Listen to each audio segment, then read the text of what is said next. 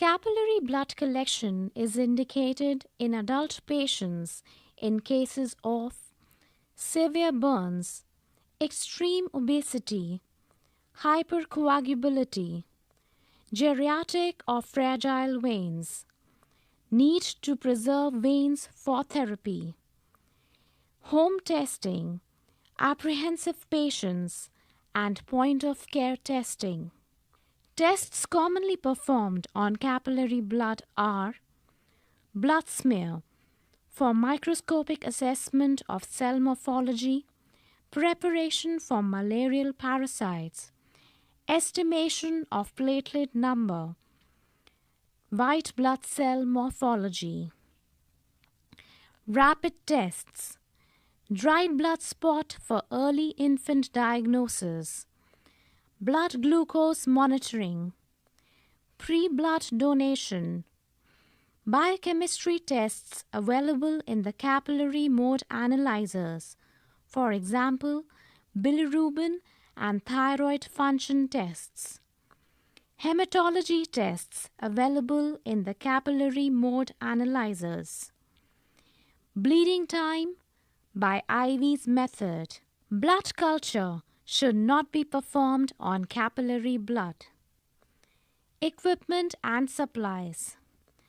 Lancets, specimen collection equipment, filter paper for dry blood spot or DBS, capillary tube, test-specific equipment, blood smear slides, rapid test devices, microcollection tubes, lancets, manual lancets. Single-use lancets are available, but the depth of penetration cannot be controlled. Safety lancets. Single-use lancets for different depths are available, which activate only when it is positioned and pressed against the skin. The depth will never exceed 2.4 millimeters, facilitating a consistent puncture depth for easier sampling. Puncture depths less than 2 millimeters for all heel punctures, less than 1.5 millimeters for finger punctures on children over 12 months, less than 2 millimeters for finger punctures on children over 8 years, less than 2.4 millimeters for finger punctures on adults. Verify information on requisition form and select microcollection devices. Assemble the supplies and choose the appropriate puncture site. Site selection for capillary collection. Conditions influencing the choice of heel or finger prick. Heel prick is recommended in neonates from birth to about 6 months with a weight of approximately 3 to 10 kgs. Finger pricks are recommended in infants over 6 months weighing more than 10 kgs. The recommended fingers are the middle and the ring finger.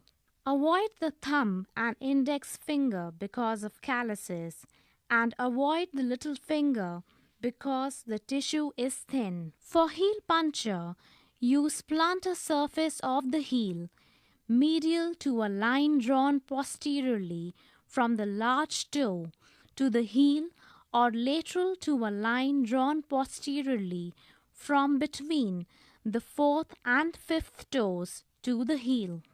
The placement of lancet should be on the side of the ball of the finger perpendicular to the lines of the fingerprint. Procedure. Warming.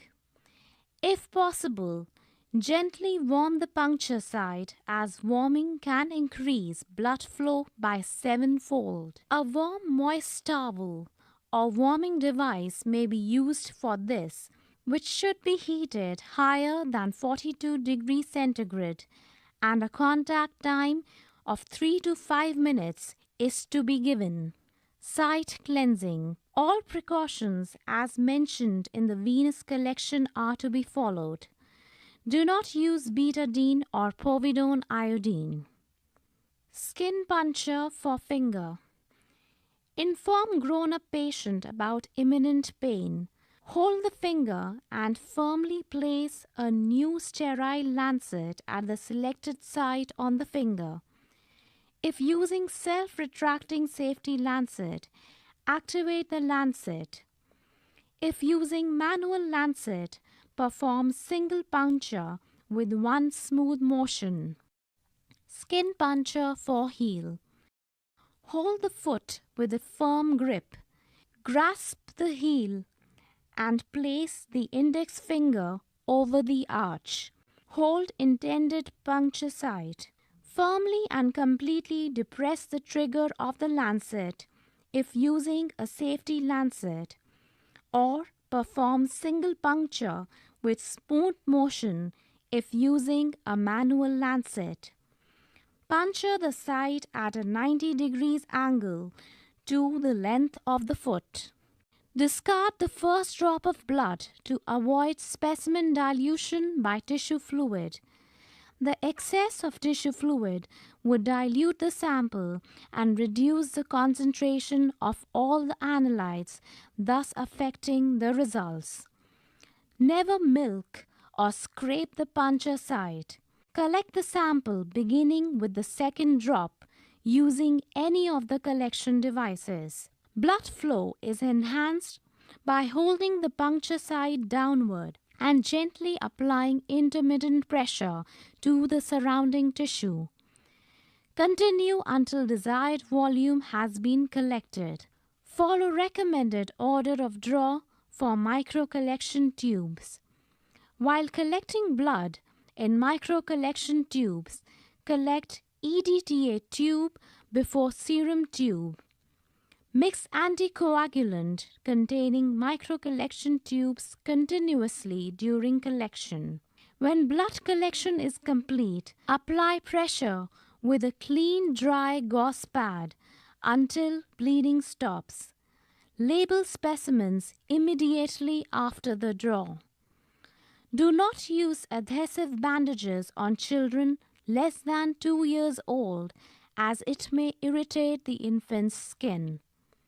Ensure proper disposal of the lancets and other consumables as per guidelines. Heel puncture precautions. Do not puncture deep.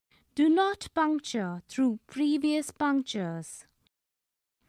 Do not puncture outside the medial and lateral aspects of the heel as previously described.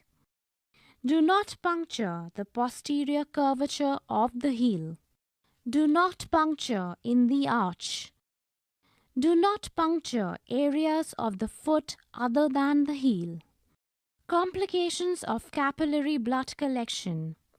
Collapse of veins can occur if the tibial artery is lacerated from puncturing the medial aspect of the heel.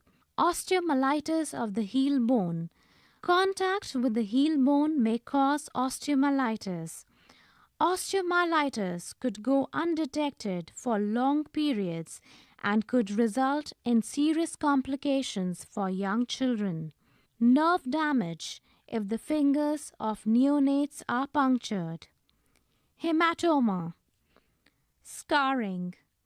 Localized or generalized necrosis. Skin breakdown from repeated use of adhesive strips, particularly in very young or very elderly patients.